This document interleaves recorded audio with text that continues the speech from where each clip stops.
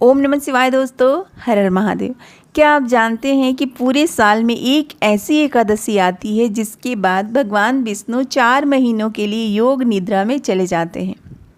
यही कारण है कि एकादशी को देवशयनी एकादशी या हरिशयनी एकादशी भी कहा जाता है। मान्यता है कि इस दिन से चातुर्मास आरंभ हो जाता है और मांगलिक कार्यों पर विराम लग जाता है। लेकिन देवशयनी एकादशी इस साल 2026 में कब है, इसका महत्व क्या है, इस दिन क्या करना चाहिए और किन बातों से बचना चाहिए, आज की इस वीडियो में हम आपको देवशयनी एकादशी की संपूर्ण जानकारी देने वाले हैं। वीडियो को आप अंत तक अवश्य देखिए, क्योंकि आखिरी में एक ऐसा उपाय आपको बताया जाएगा जो भगवान विष्णु की कृपा पाने के लिए अत्यंत शुभ माना जाता है। देखिए दोस्तों, हमारे हिंदू पंचांग के अनुसार आषाढ़ शुक्ल पक्ष की एकादशी को देवशयनी एकादशी कहा जाता है। इस साल 2026 में देवशयनी एकादशी 25 जुलाई शनिवार को मनाई जाएगी।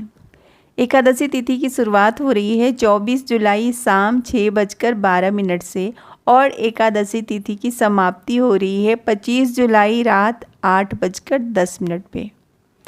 इस दिन से चातुर्मास आरंभ होगा जो लगभग 4 महीनों तक चलेगा।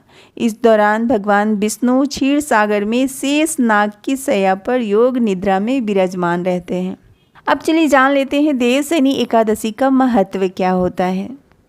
तो देखिए दोस्तों, धार्मिक मान्यताओं के अनुसार इस दिन भगवान विष्णु योग निद्रा में प्रवेश करते हैं, जो देवताओं का विश्राम काल शुरू हो जाता है और इसी कारण विवाह, गृह प्रवेश, मुंडन जैसे कई मांगलिक कार्य कुछ समय के लिए स्थगित कर दिए जाते हैं।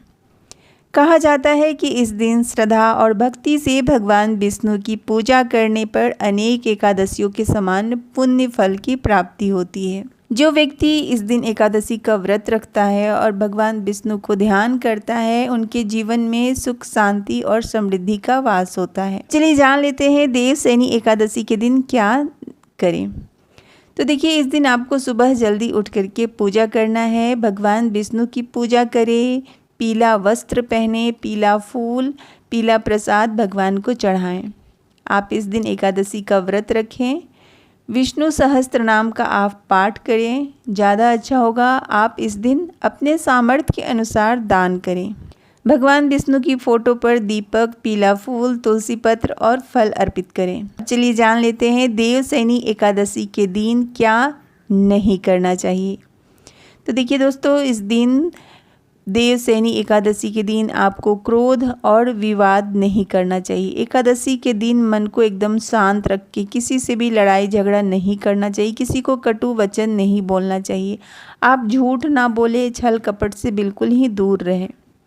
नकारात्मक विचार आप मन में ना लाएं। तामसिक भोजन इस दिन ना करें। लहसुन प्याज का सेवन इस दिन आपको नहीं करना है। किसी का भी आप अपमान ना करें। एक विशेष उपाय जो आप लोगों को देवशयनी एकादशी के दिन तो अवश्य करना चाहिए।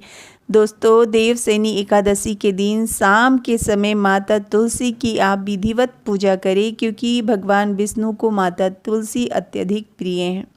शाम के समय माता तुलसी की आप पूजा करें। तुलसी के समक्ष घी का दीपक जलाएं। 11 या 21 बार आप भगवान विष्णु के किसी भी मंत्रों का जाप करते हुए परिक्रमा करें।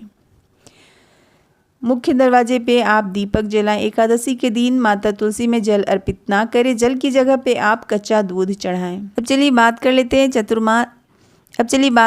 हैं चातुर्मास क्यों शुरू होता है।